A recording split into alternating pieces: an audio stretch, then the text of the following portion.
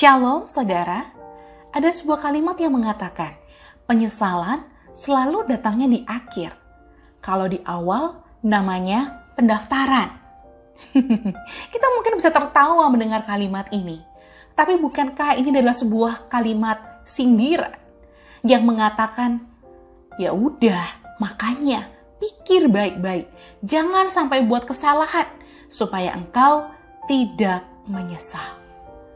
Tapi saudara, mana ada sih manusia yang tanpa melakukan kesalahan? Tentu engkau dan saya seringkali melakukan banyak kesalahan, sehingga kita juga seringkali mengalami penyesalan. Ini adalah sebuah hal yang wajar. Ketika ada rasa menyesal dalam diri kita, itu artinya masih ada kepekaan bahwa saya telah melakukan kesalahan dan merugikan orang-orang di sekitar saya. Tetapi saudara, di dalam kekristenan, sebuah penyesalan saja itu belum cukup. Penyesalan yang sejati selalu diikuti dengan tindakan konkret, tindakan yang nyata, sehingga penyesalan itu tidak berujung sia-sia atau tidak berujung fatal. Mari kita belajar dari dua kisah dalam Alkitab. Mari kita bedakan apa yang mereka pilih setelah mereka menyesali kesalahan dan dosa mereka, dan apa yang menjadi hasil akhir dari kehidupan mereka. Mari saya mengajak kita membaca dalam kitab Injil Matius, pasal yang ke-26, ayatnya yang ke-75. Saya akan bacakan buat setiap kita. Matius 26 ayat 75 berkata, "Maka teringatlah Petrus akan apa yang dikatakan Yesus kepadanya. Sebelum ayam berkokok, engkau telah menyangkal aku 3 kali.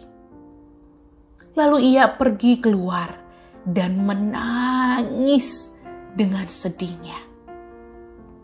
Saudara, seorang murid Kristus yang bersama-sama dengan dia, yang mengikrarkan bahwa kemanapun kau pergi, aku akan pergi, aku akan bersama-sama dengan kau. Seolah-olah Petrus ingin mengatakan, baik dalam suka, aku akan mendampingimu guruku. Apalagi ketika engkau kesulitan, aku akan bersama-sama dengan kau.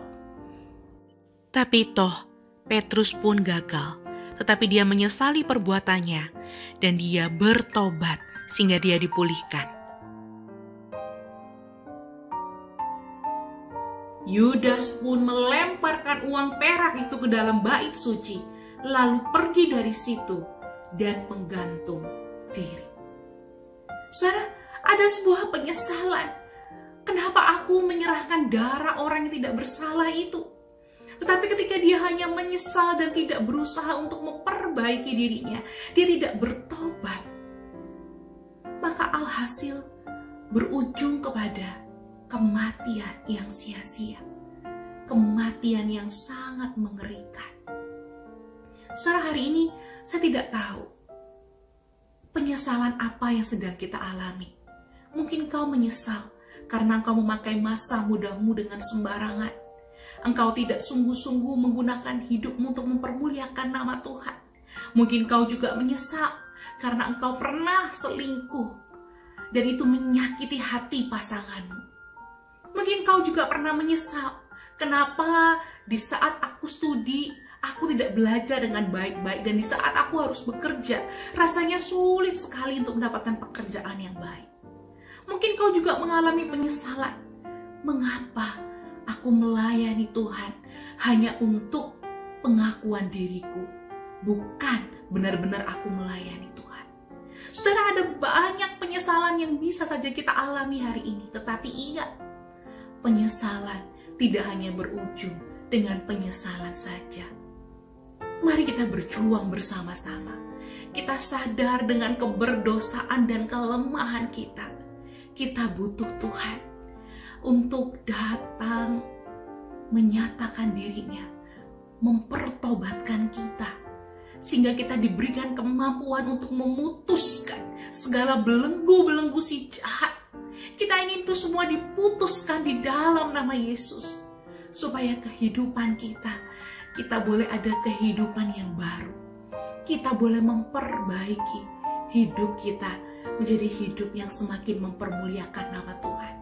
Mari dalam minggu-minggu Prapaskah ini kita menggunakan momen ini untuk semakin banyak merefleksikan diri kita, mengintrospeksi diri kita untuk kesalahan-kesalahan yang kita buat, dan bagaimana Allah Tritunggal menolong kita untuk bangkit dari kesalahan itu dan boleh berjalan sedikit demi sedikit untuk semakin hari semakin serupa dengan Kristus. Selama kita masih hidup, tidak ada kata terlambat.